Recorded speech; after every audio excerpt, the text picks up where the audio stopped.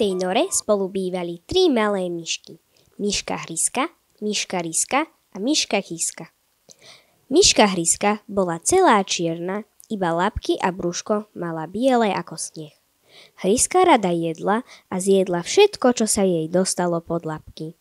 V lete papala čučoriedky a maliny, na jeseň semienka zo stromov a kvetiniek, oriešky a žalude.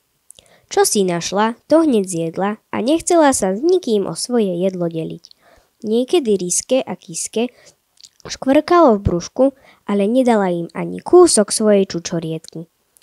Chcela si jednoducho všetko nechať len pre seba, takže bola väčšinu ruka tučná, na 3 prsty a chodila rozvážne a pomaličky, kým jej kamarátky boli tak akurát na prstík a keď chceli, behali ako vietor.